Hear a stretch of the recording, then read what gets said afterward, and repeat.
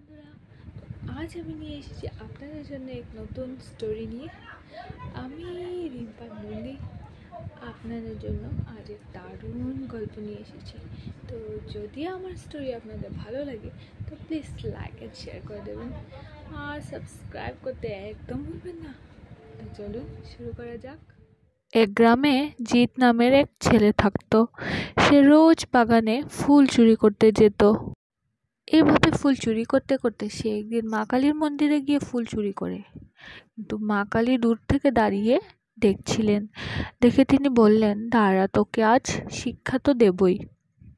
সেদিন রাতে সে যখন রাতে ঘুমায়, সে স্বপ্ন দেখে মা কালী তাকে স্বপ্ন দেখান।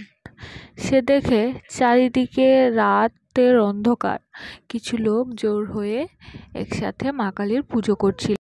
সে তখন সেখানে উপস্থিত হয় এবং বলে, তোমরা কেন উনার পূজা করছো? উনি তো শ্মশানে থাকেন। এইটুকু বলতেই চারিদিকে ঝড় শুরু হয়ে গেল। ঘন্টার আওয়াজ, উলুধ্বনি, চারিদিকে প্রবল বাতাস, বৃষ্টি, ভূমিকম্প শুরু হয়ে যায় এবং মা কালীর চোখ জ্বলে ওঠে। মা কালী প্রচণ্ড রাগে। তিনি বলেন, তুই আমার পুজো নিয়ে প্রশ্ন করছিস? তোর এত বড় আসপর্দা? দাঁড়া, তোকে আজ আমি দেখাচ্ছি। বলেই মা মূর্তি থেকে বেরিয়ে আসেন। হাতে এক বিশাল দা, চোখে রাগের আগুন।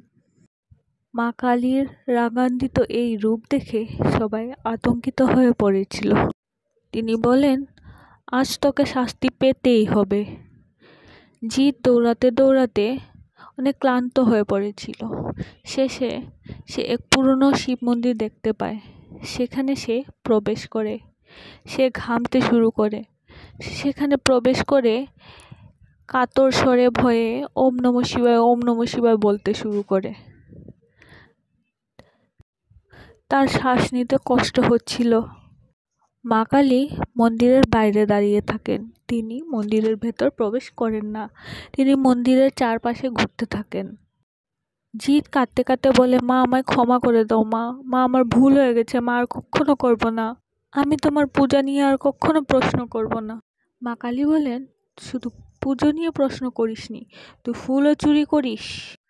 মা, ক্ষমা করে দাও। আমি আর কখনো ফুল চুরি করব না। আমার ভুল হয়ে গেছে মা। আমি কাল থেকেই ফুল লাগানো শুরু করব। মা তার ক্ষমা প্রার্থনা শুনে খুশি হন এবং তিনি তাকে ক্ষমা করে দেন। তিনি বলেন, ভুল করেছ কিন্তু অনুতপ্ত তো হয়েছ, তাই তোমায় ক্ষমা করে দিলাম। যাও, আজ থেকে তুমি ফুল চুরি করা বন্ধ করবে এবং নতুন ফুল গাছ লাগানো শুরু করবে। এই বলে মা কালী ধীরে ধীরে অন্তর্ধান হন। তারপর জিতের ঘুম ভেঙে যায় এবং সে দেখে সেটা স্বপ্ন ছিল। সে বলে, এমন ভুল আর কখনো করব না। তারপর দিন থেকে সে ফুল লাগানো শুরু করে দেয়। সে চুরি করা বন্ধ করে।